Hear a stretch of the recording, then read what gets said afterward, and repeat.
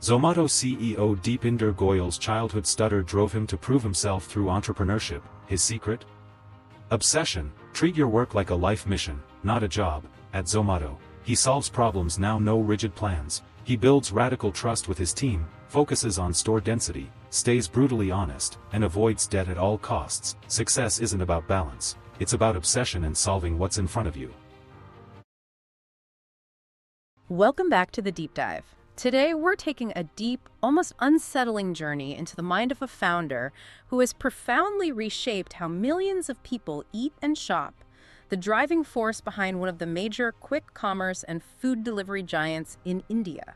In this deep dive, it's built on some really rare source material, a highly intimate interview transcript that goes so far beyond your typical business reporting. Right. It really peels back the layers on this founder's personality, revealing that the engine driving this organizational behemoth isn't cold financial logic.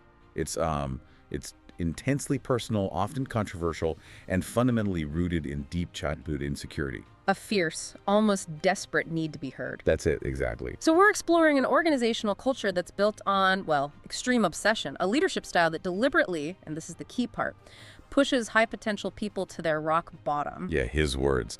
And a public figure who sought fame on television just to appear less arrogant, and then paid a really steep personal cost for it. Our mission today is to synthesize these, frankly, polarizing insights to give you, the listener, a truly well-informed perspective on the psychological drivers and, I suppose, the hidden costs of building a massive gig economy empire. And here's the core paradox we're unpacking for you today. What if the sheer, uncompromising organizational aggression that, characterized the rise of this multi-billion-dollar entity was primarily fueled by nothing more complex than a small, bullied child's desperate yearning for validation? That's the question. We are going to explore how that fundamental personal desire translates into world-changing business strategy. Okay, let's unpack this and start right at the beginning, right at the genesis of that drive. The source material is, it's brutally honest about his early life, detailing this really difficult childhood marked by persistent bullying. Yeah, it's painful to read. He lists his own perceived flaws, being short, dark, stammering, and doing terribly in school. He mentions a frankly dismal 42% mark in his 10+1 year. That is just... It's a definition of the kid who felt profoundly excluded and, inadequate. Absolutely. And when we look at successful entrepreneurs, we often look for those early signs of genius or, financial acumen. Right, the kid with the lemonade stand. Exactly. But here, the sources point to a deep emotional trauma. And while the external insults were painful, the jabs about being short, dark, stammering, the sources make it really clear that the deepest, most foundational hurt was this profound realization that when he did try to speak, people actively refused to listen. That distinction is so important. It wasn't just the words people said to him, but how they responded when he spoke. Precisely. They would look away, or they'd cut him off mid-sentence, or just start talking to someone else. And that signaled to him that his contribution was, in his own mind, useless. And that experience of being, structurally silenced, of being actively disregarded, it generated this immense emotional vacuum that just had to be filled. And that vacuum became the engine. It became the engine. So the mechanism he used to finally fill that vacuum is, it's shockingly effective, though you have to imagine it comes at an extremely high cost. Ultimate business success gives him peace. He says it very clearly. Now, regardless of his speaking ability, he says, even if I stammer, people will now listen to me. Think about the power shift in that one statement. It's huge. The success of the organization, it acts like a megaphone. It just transcends the physical limitation of stammering. He doesn't need to fix his speech impediment. The multi-billion-dollar valuation forces attention on him. That organizational success is literally a psychological tool to guarantee his presence and his voice are valued. That is the ultimate form of validation, even if it's, as you say, a bit brittle. Right. And what's fascinating is how his coping mechanisms from back then, they directly shaped the operational aspects of his empire today. Because stammering made him nervous, he developed this whole avoidance technique for public speaking. Which is just wild for a CEO. It's a stunning admission.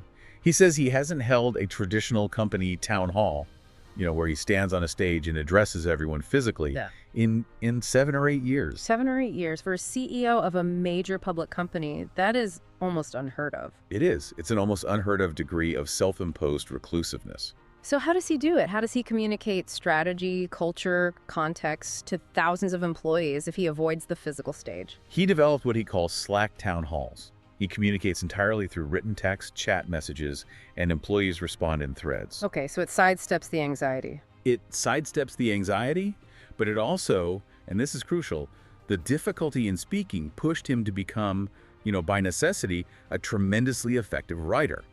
He can articulate complex, nuanced ideas through text far more powerfully and precisely than he feels he can verbally when he's under pressure. It's a classic example of turning a perceived weakness, a physical hurdle, into a communicative strength that then dictates the whole organizational structure. Exactly.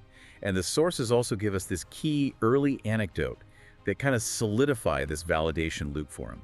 It ties early achievement to immediate external reward. Ah, the exam incident. We're talking about the exam incident. He recalls cheating on an exam, which, just by pure chance, resulted in him getting a third-place rank. And he says that this external achievement immediately brought him a girlfriend and, significant praise from his peers. Yeah, that's a powerful, and you have to say, a slightly troubling early pivot point. It cemented a very clear, maybe subconscious validation loop early on in his life. Measurable achievement, even if you question how it was sourced, equals immediate external value and attention in his social circle. And he's really insistent that the early drive was never for abstract goals like money or fame.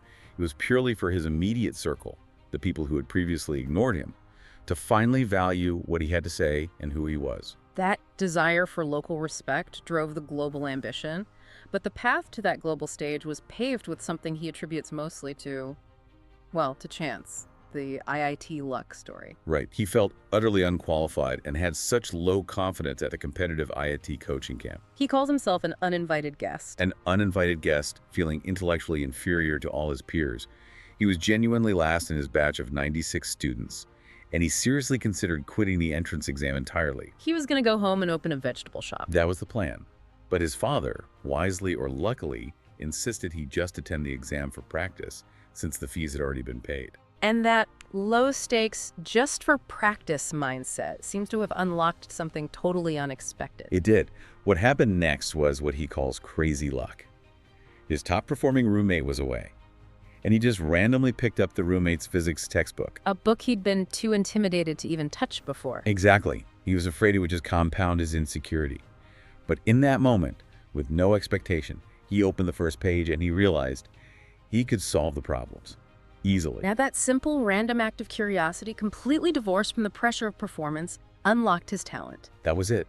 The source emphasizes that for the next month or two, he just focused solely on solving those physics problems, without the pressure of needing to catch up in other subjects. So when the entrance exam arrived, his scores in math and chemistry were minimal. Barely scratching the cutoff. But physics? But his score in physics was overwhelmingly high enough to secure him a coveted spot at IIT Delhi. It wasn't the result of 4 years of planned preparation. It was a random, lucky discovery of a specific aptitude, combined with that low-stakes permission from his father to just show up. So if we synthesize this first part, we have a founder whose foundational motivation is this desperate personal need for validation, which he achieves through massive external success. And that success was enabled in part by a major life-altering moment, driven by pure, unpredictable chance, not some comprehensive long-term preparation. That combination of profound insecurity and, I guess, a reliance on high-stakes chance encounters, that leads directly into the organizational philosophy, doesn't it? It has to. If you feel like you succeeded because you pushed harder than anyone else and got lucky, you're going to build a system that demands maximum personal push and rewards high-stakes risk. So, if insecurity provided that initial spark, how did that deep need for control and best effort translate into the culture he enforced? Let's move to that second critical section, the unusual obsessive leadership model he built. And it operates on this no-goals philosophy. Right, and this is one of the most counterintuitive aspects of their operations, especially for a publicly traded company. Yeah. He explicitly states that they operate without quarterly or annual goals. None. None. They just trust people to do their best job constantly. How is that even possible in such a fiercely competitive, data-driven sector? What replaces targets? His rationale is, again, deeply psychological. It stems from his belief that human effort is inherently calibrated downward. Okay. So if you give someone a goal, say, launch 10 features or hit $100 million in sales, He argues they will naturally set their effort to meet that specific goal, and that effort, in his view, is probably 20% short of their actual maximum potential. So the goal becomes a ceiling, not a floor. He does not want effort calibration. He just wants perpetual best effort. Exactly. For him, a goal provides an acceptable endpoint for effort. So by removing that endpoint, the only standard left is the pursuit of excellence relative to the market size and the potential. Which is why the vision he shares with investors is based on the market size, not financial predictions. Right. It's not rigid predictions, which he feels limit ambition. They're simply striving to realize that potential week after week. But that demands an exhausting level of personal dedication, which brings us to the life not job mantra. He admits very candidly that the cost of working alongside him is very, very high. He doesn't shy away from it at all. He expects the same level of total obsession from his senior team that he maintains for himself. If they view the company merely as a job, they are, for him, fundamentally incompatible with the organizational ethos. And he defines a job mindset with a chillingly specific example. Yes, the classic Friday 6 p.m. test. If a leader knows a major systemic flaw exists, something that might impact thousands of customers over the weekend, and they calculate it will take 2 hours to fix. But they say, we'll deal with it Monday. Yes, simply because it's the end of the week. He would stay until it was fixed. That's the founder mindset. For him, those 2 hours of inaction, allowing the customer experience to suffer over a weekend, it just signals a catastrophic lack of ownership and passion. He believes startups cannot be built on that 9-to-5 attitude. Even if the hours are sometimes 9 to 5, the mindset can't be. The mindset must be one of constant 24/7 urgency and readiness to act. But wait, I mean, the sources must indicate that this 24/7 mindset leads to significant burnout and, a potentially toxic culture. Did the founder address the sustainability and the human cost of all this? He does, and he tackles it by defining the reward structure. He justifies the high cost. He states they pay employees exceptionally well, and they generously reward those who exhibit the founder mindset with significant equity. So the compensation package is meant to match the demand? In his view, the equity upside in particular should match the existential demand placed on them. And he has an active disdain for two specific traits that he links to this failure to achieve best effort: mediocrity and entitlement. Oh, this is a deep point of frustration for him. He describes it as seeing someone whose potential is a perfect 100, but they are consistently playing at a mere 10. And this is the part that gets him. They are completely chill about it. They're entitled. Entitled. They believe the world or the company owes them success regardless of their effort. That complacency, that gap between potential and performance, that's what fuels his most aggressive behavior. And that aggression leads directly to the most ethically gray part of his leadership philosophy, the rock bottom strategy. Yes. Where he sometimes consciously hurts people, destroying their self-confidence to force an introspection and then hopefully a bounce back. He calls this penetrating the armor, doing things harshly because, in his words, it won't be learned with love. He frames this very controversially as an act of care. He does. And the rationale is that he wouldn't invest the immense emotional energy required to get angry and dismantle someone's confidence if he didn't fundamentally believe in their insane potential. While the founder rationalizes this as an act of care, you have to wonder about the ethical line here. Do the sources contain any external critique or, psychological analysis of this highly controversial, high-stakes method? The sources primarily reflect his own perspective and justification, but the inherent psychological risk is clear. He says he only implements this strategy on people who have insane potential, but are blocked by some fundamental mental hurdle, often arrogance or misplaced confidence. So what does it look like? The process involves calculated, targeted aggression designed to force the individual to question everything they know about themselves. And what's the success rate, he claims, for this method? He claims a remarkably high success rate. 4 out of 5 people bounce back supremely great and often become high-performing leaders in the organization because they've shed their limiting self-beliefs. But what about that one person? He explicitly acknowledges the guilt he carries for the 1 out of 5 who doesn't recover and leaves. This shows a very calculated, almost utilitarian risk analysis. The organizational benefit of developing 4 exceptional leaders outweighs the personal cost of losing one person who couldn't handle the pressure. That is a highly transactional view of human development, and he also admits to regretting moments where his intensity led him to fire people ungracefully. He does. He cites an incident where a top leader, after agreeing to a strategy in a meeting, was later found circulating internally, spreading dissent and telling the rest of the team the founder's ideas were stupid. Ah, the betrayal. That level of betrayal, agreeing in the room and then undermining outside, is what he considers a fatal flaw for the culture. So what's the expected alternative? What should they do? Directness. The culture demands that a manager or an expert should tell him directly in the room if they genuinely believe his idea is flawed or stupid. The whole culture of trust hinges on that upfront honesty, not passive agreement, followed by active sabotage. And when that trust is breached, his reaction is immediate. Immediate and severe, leading to those ungraceful firings that he sometimes regrets later. Let's discuss the dynamics of co-founder exits, specifically the departure of Pankaj, his co-founder, back in 2018.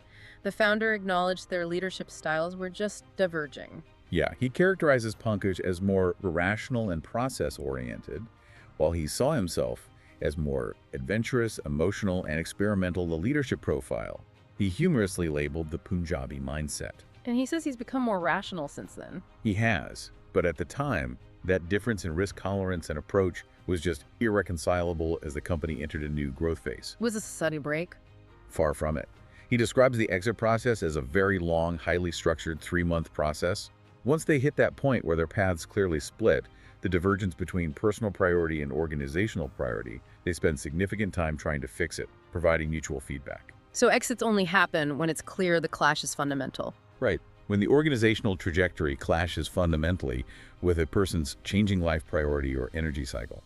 He does acknowledge that the common denominator in all the top-level exits, including 5 co-founders leaving after the IPO, is ultimately him. He accepts that fact, but he frames it within the context of the mission. He argues that the organization's priorities have to remain constant. If an individual's priorities or energy shifts, maybe they want a quieter life, more family time, less risk, and the company's relentless mission doesn't change, then an exit is the right decision for everyone involved. That's his view. Yeah. And he notes that many people who leave eventually return years later because they miss that high-stakes, high-trust culture. So we have this intense ethos, but what are the structural downsides? He identifies 2 specific bad things about working within this system. Okay, so bad thing number 1 is the zero structure. Yeah. No formal hierarchies, no reporting managers, and the absence of traditional goals or appraisals. And while this enables speed, he admits it is profoundly unsettling and causes intense inner chaos for new hires. Chaos? Why chaos? Because new hires are programmed to ask, what is my career path? Who evaluates me? What are my targets? And the ZOMATO answer is effectively, do great work and trust that life will happen. Wow. It's an environment that demands complete trust and operating on the motto, do work, don't wish for the fruit. It's an almost spiritual level of detachment that is incredibly difficult to sustain and impossible to teach immediately. And the second bad thing relates directly to the nature of the quick commerce industry itself. Yes, business is weekend heavy and holiday heavy. He says 40% of the entire business volume occurs on Friday, Saturday, and Sunday. Which means leaders are explicitly expected to be present and available during peak holidays like New Year's or Diwali. The philosophy, again, is crystal clear. We are here to make sure everybody else's party happens. That commitment places an immense known toll on the personal and family life of senior employees. The demand for that absolute dedication was never more critical than during the COVID-19 pandemic. So let's transition into strategic maneuvers, starting with the company's near-death experience.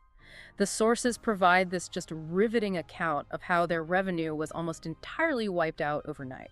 It was a moment of true existential crisis. The company went from having a comfortable 4 to 5 months of cash runway to just 45 days remaining. 45 days? He recalls being genuinely terrified that one bad call would mean they couldn't meet payroll, a situation that, given his trauma around debt and solvency, was his worst nightmare. And he called investors, asking for surprisingly small amounts, just $1 million or $2 million, purely to meet the next payroll, which was running at a significant $4 to $5 million monthly burn at the time. And this is the stark reality that often gets overlooked in these big IPO stories. In that moment of acute need, he raised $0. No. Nothing. Investors were either dealing with their own portfolio crises, or they just didn't have the conviction or bandwidth to commit new capital to a food delivery service whose future looks so bleak in lockdown. So he was left with a $4 to $5 million cash crunch and less than 2 months to find a solution internally. How did they solve that massive survival problem without external capital? They turned to their own people. They leveraged the high-trust culture they had built. They asked for voluntary salary cuts from the entire organization. Voluntary? Crucially, they didn't mandate a percentage. They announced the financial gap and just asked employees to contribute what they could afford to cover the target. That is a staggering gamble on employee commitment, especially when jobs were scarce and fear was so high. And it paid off massively. Over 80% of their 4,000 employees participated. It was an extraordinary level of loyalty and commitment. Some individuals even volunteered 100% of their salary to save the company. They hit their target through pure collective will. And the reward for that collective sacrifice wasn't delayed. No. As an immediate thank you, just 2 days later, they rewarded every single participating employee with ESOP's employee stock option plans that were 2 or 3 times the value of the cash they had forgone. He had to reinforce that commitment would be rewarded, not exploited. Immediately. And what was the return on that sacrifice when the company eventually went public? He notes that those cuts resulted in a whopping 30x return at the time of the IPO for the employees who participated.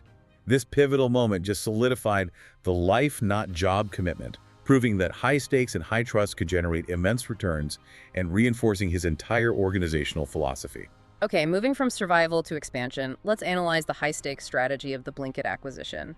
This move was initially met with, well, intense shock, and the stock crashed 75% after the announcement. Yeah, the market effectively told him he was making a massive mistake. The reaction was brutal. But the founder's rationale wasn't driven purely by spreadsheets, was it? Not at all. It was deeply personal, tied right back to his need for things that make life easier. He explains that he had never personally experienced a service as addictive as Blinkit because it meant running out of everyday items. A common household friction point was just instantly eliminated. So the investment was driven by this powerful personal conviction. If his life was fundamentally improved and simplified by this quick commerce service, millions of others would become equally addicted. Precisely. He followed his personal belief and passion, trusting his own gut feeling over what all the market analysts were screaming about valuation and dilution. He needed a quick commerce presence, and he needed it now. The optics of the acquisition were further complicated by the fact that the company he acquired, Grofers Blinkit, belonged to his closest friend, Albinder Dinsa. Right, which immediately fueled speculation that it was a bailout. A bailout for his friend. And he tackles this head-on. He defends the move by flipping the narrative entirely. He saw the friend relationship as a feature, not a bug. In such a high-stakes, existential move into a new domain, trust was paramount. He argues he couldn't bet the future of his massive company on an unknown founder, no matter how talented. He needed someone he could trust implicitly with his life, viewing the acquisition as going to war hand in hand. But despite that deep trust, which he used as justification, he subsequently told his friend Albinder to step down post-acquisition. That seems intensely cold, even for this founder. It illustrates the absolute supremacy of organizational priority over personal history. He realized that Albinder, like many long-term employees, was a victim of the past, slower way of doing things at Grofers. He had baggage. Too much baggage. The rapid, aggressive transition required for quick commerce required shedding all that past history and looking at the business with a completely fresh, almost ruthless lens. The founder saw that adherence to "this is how we used to do it" was simply not acceptable for the new, fast reality of Blinkit, and he acted accordingly, regardless of the personal cost. That perfect dichotomy, the intensely emotional decision to acquire based on personal passion and trust, immediately followed by the cold, rational requirement for a leadership change, that just summarizes his paradoxical style. It really does. Let's look at the competitive landscape. He addresses his main rival, Swiggy. And he acknowledges that Swiggy was superior at one point, attributing their lead to genuine, real customer love that ZOMATO had momentarily lost. He talks about getting feedback from his own friends. Yeah, his friends saying, "I'm not ordering from ZOMATO anymore, I'm ordering from Swiggy." He said that was a critical indicator that forced them to urgently fix their product and customer experience. And then there's this specific, almost pettily aggressive anecdote involving Swiggy and his appearance on Shark Tank. Oh, this is a great story. So after his initial appearance on Shark Tank, he was approached to be a judge on a subsequent season. The deal was set, and then suddenly it was canceled. And he later learned why. He later learned from the show's production team that Swiggy, which was one of the major sponsors of the program, made it an explicit condition that he be dropped as a judge. It sounds less like intense rivalry and more like a deliberate attempt to erase his personal brand from a highly visible public platform. Exactly. It was corporate rivalry, leveraging massive sponsorship dollars to sideline the face of a competitor. But the founder, he was not bothered by it. He views that type of behavior as a scarcity mindset, trying to cut into a seemingly limited pie. And his response is characteristic. Totally. He prefers to compete by changing his own game and continuing to expand, rather than engaging in negative competition or focusing energy on petty rivalries. He draws an interesting contrast between the intense duopoly competition in India and the market structure in the US. He does. He argues that the intense, relentless competition between ZOMATO and Swiggy is actually a net positive for Indian customers. He believes the US market, with fragmented players like Uber Eats and DoorDash, often results in companies carving out these quasi-monopolies with specific restaurant chains. So that lack of head-to-head pressure leads to complacency. Leads to complacency, slower innovation, and ultimately, worse customer support. So the competition forces both Indian players to constantly strive for excellence. That's the strategic takeaway. He goes so far as to advise restaurants to list on both platforms, showing a commitment to being a good partner who understands that the restaurant's success, regardless of the platform, is good for the whole ecosystem. It's a shared success model. Right. He sees that as the ultimate competitive tool. He also touches on the newer, high-profile competitor, Zepto. He does. He confirms he hasn't met the founder, Adit Palicha, recently, but he expresses respect for the early-stage version of him, seeing him as smart, honest, and genuinely focused on building the business without unnecessary theatrics. And then he just reiterates that ZOMATO strategically tries to focus inward and not obsess over the competition's moves. That focus now brings us to the most ethically charged territory of this deep dive: the price of convenience and the intense criticism surrounding Quick Commerce's relationship with its gig workforce. And this is where the utilitarian ethics of the organization clash most dramatically with public perception. The founder addresses head-on the frequent refrains of exploitation and extreme pressure, particularly concerning the promise of rapid delivery. Right, the primary criticism, often leveled by politicians and labor activists, revolves around the 10-minute delivery promise, which they claim forces riders to break traffic laws and risk their lives due to speed pressure. And the founder strongly refutes the premise that speed is mandated. He states unequivocally that no timeline is ever sent to a delivery partner or rider for ZOMATO or Blinkit that dictates how fast they must travel. So if it's not speed pressure, what actually enables the 10-minute delivery? We need some technical clarity here for the informed listener. It's a geographical and operational solution, not a speed mandate. The key metric is store density. He points out that Delhi NCR alone has over 400 Blinkit stores.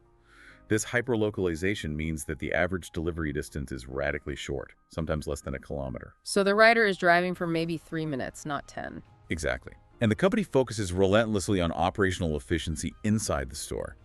He highlights that the average packing time in the store, from order receipt to handing the package to the rider, is only 1 minute and 40 seconds. So by the time the rider leaves, they have minimal distance to cover safely. Right.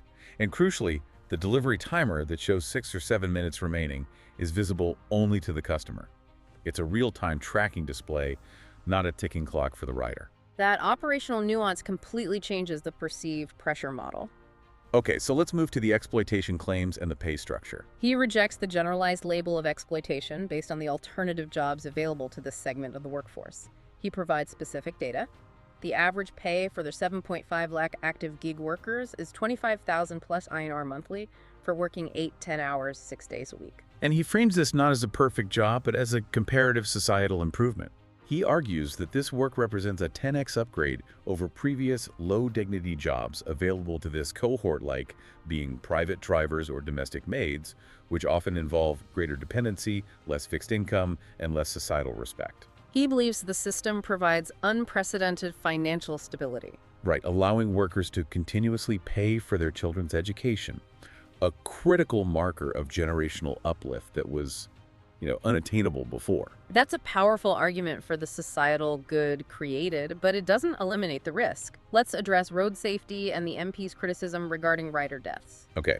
The founder dismisses the causal link between the 10-minute model and rider deaths. He frames them as road accidents and mishaps, and then he makes that really controversial statement, pointing out that all people in India jump red lights because it is part of the culture, human nature, not behavior specific to his riders. That is a powerful statement, essentially attributing road safety failures to a national habit. How did the source material handle the inherent risk of using that kind of cultural generalization to deflect corporate responsibility? It reveals the founder's tendency to look at the problem through a broad systemic lens rather than an individual corporate liability lens. He acknowledges the tragedy, but refuses to take the blame for ingrained societal driving habits. But this utilitarian perspective is balanced by the support protocol the company has. Yes, the immediate and robust support protocol they maintain for accidents. Tell us about that support protocol. When a rider dies, the company immediately insures insurance. A minimum of 10 lakhs is provided. Furthermore, a dedicated team reaches out to the family to assess their long-term dependency needs, and the support is tailored. They might extend job offers to qualified family members or, critically, sponsor the long-term education of the children. He calls this a hidden cost and a very touchy topic. He does. And the phrase he uses is key. It causes sadness, though not guilt. The lack of guilt stems from his belief that they're creating massive, overall societal, good empowering 7 lakh workers, which outweighs the tragic but, in his view, unavoidable costs associated with operating on busy roads in India. The moral calculation is purely utilitarian. This focus on ethics and integrity leads us to the critical internal issue of fraud and corruption, which the founder focuses on intensely.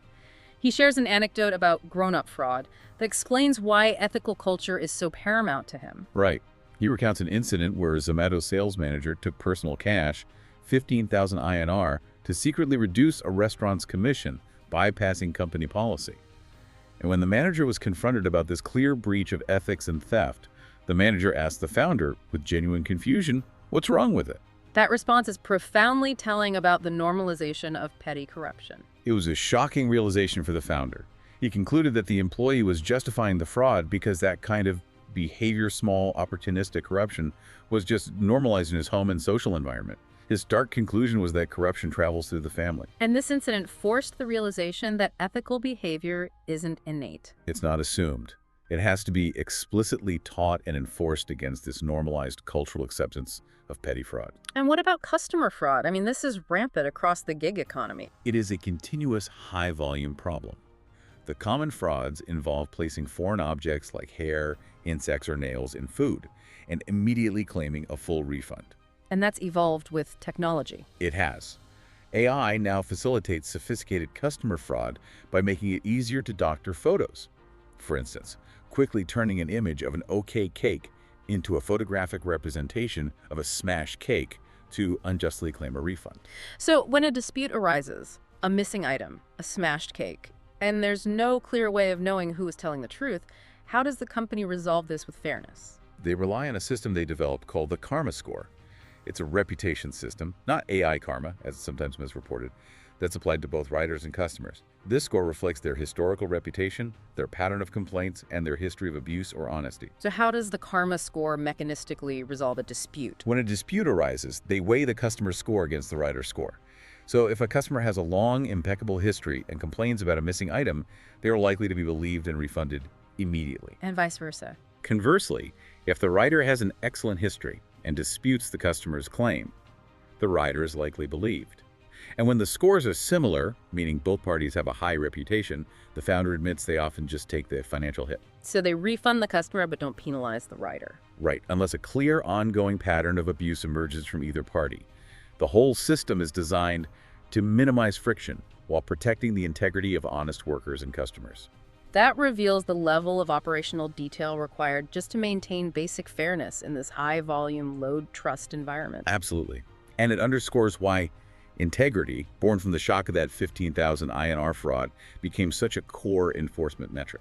Okay, let's transition into Section V and examine the founder's intensely personal quirks, starting with his view on defining identity. He actively avoids labeling himself as ZOMATO founder or billionaire. He argues that accepting a permanent self-definition locks yourself into just that, and it prevents future growth or evolution. He wants to remain a childlike, curious person who just wants to do things, following one step after another based on curiosity, not some prescribed identity. The fear is that if he defines himself as the ZOMATO founder, He might subconsciously prevent himself from launching, say, a deep tech venture. Or exploring a completely new field, exactly. But that resistance to definition led him to take a very public step by going on Shark Tank. That decision was a calculated contradiction of his reclusive nature. He went on the show specifically to counter the public perception that he was arrogant, which had stemmed directly from his natural social anxiety and reclusiveness. It was an attempt at image correction, an intentional move to humanize the brand by exposing the leader. Yes. He thought a quick weekend shoot would be sufficient for people to realize, okay, this person is human and approachable. And that would build trust in the company by demystifying its leader. But the sources detail the immense cost of that decision. He describes the huge cost of Shark Tank as the total permanent loss of privacy. He can no longer go to a restaurant in India without being immediately recorded, approached, or having unauthorized videos posted online. He confessed that he would love to get back to a totally unknown private life. It was a massive trade-off that he regrets in terms of personal peace. A huge one. So how does someone so intensely private and prone to anxiety manage that constant public intrusion and annoyance? He manages it with a high degree of detachment, acknowledging that humans will do human things. He refuses to lose his own peace over the unavoidable behavior of others. His active strategy is preventative. He tries to avoid situations where his privacy might be compromised, rather than reacting angrily to every single instance of intrusion. We discussed his highly rational approach to corporate finance, but that rationalism breaks down when we examine his debt aversion. He calls this an unreasonable, irrational trauma against debt. This is a textbook example of how childhood experiences create these massive, irrational, adult financial structures. He traces this trauma back to his family background, where he grew up hearing constant, frightening fighting over a car loan. And that experience just imprinted on him a deep, visceral fear of collection agents or financial vulnerability. It did. And this intense fear of being financially weak dictates his business decisions. He prefers to raise equity at a low price, diluting ownership, rather than taking debt from a position of weakness, even if the debt is cheaper in the long run. He chooses survival and solvency over optimizing the balance sheet. He prefers to operate only with the cash currently in the bank. It's about peace of mind. But the sources reveal a fascinating contradiction in his spending habits that completely undermines this debt-averse, hyper-rational financial mindset. Yes, the car paradox. He buys expensive cars during emotional vacuums or low days as a distraction or a toy to temporarily fill an emotional gap. But he recognizes the purchases are fundamentally wasteful. Totally. He describes them as the only thing he has wasted money on because he rarely drives them. The purchasing process is purely emotional and compensatory, and it contrasts so sharply with the highly rational, fear-driven debt aversion he applies to his corporate life. The ultimate expression of the founder's obsession is his difficulty with rest. He was previously surviving on just 5 or 6 hours of sleep, finding it nearly impossible to switch off. His mind was just constantly racing, overwhelmed by the stream of stimuli the modern world provides. His recent highly disciplined strategy to improve sleep involves starting to wind down by 8:30 or 9 p.m. by immediately placing his phone away. He identifies the phone as the primary source of that constant stimulus that keeps the brain active and the inner monologue racing. By removing that relentless stream of external information an hour and a half before he wants to sleep, he allows his inner monologue and the day's ideas to settle naturally. He is seeking to stop the flow of new stimulus to achieve quiet, rather than trying to force sleep. It's an admission that the very same mental engine that drives the organizational obsession is also the biggest barrier to his personal peace. Right. And that disciplined approach to managing the mind really summarizes the paradoxical drive we've tracked today. So what does this all mean? We have explored a founder who is fiercely protective of his teams but pushes them to dangerous levels of obsession, who preaches trust but deliberately puts high-potential people to rock bottom to test their commitment. And the deep dive reveals that the organization is just inseparable from its creator. The company is a reflection of his internal psychological journey. His personal history, the desperate need to be heard, the irrational aversion to debt, the relentless drive for ultimate validation, it's all inextricably linked to the massive aggressive decisions made by the company. The child who was told he was useless built a system that ensures his voice and the organization's mission can never be ignored again. We've seen that this generation of immensely successful founders, driven by a need for survival and personal validation, focused on solving these mass-market, service-oriented friction points. But now the founder himself mentions he is already involved in deep tech ventures on the side and believes the next generation of Indian entrepreneurs will have the capital and the risk appetite to skip the service economy phase and move straight into building cutting-edge, capital-intensive technology. This raises an important final question for you to consider. Given the immense personal and organizational cost revealed today, the permanent loss of privacy, the emotional demands of the rock-bottom strategy, the continuous high-pressure battle against mediocrity, what new, perhaps even more severe, hidden costs must the next generation of Indian tech founders be willing to pay to push the nation onto the global deep tech stage? And what new kind of founder will emerge when the base motivation is no longer personal insecurity, but pure, unadulterated technological ambition?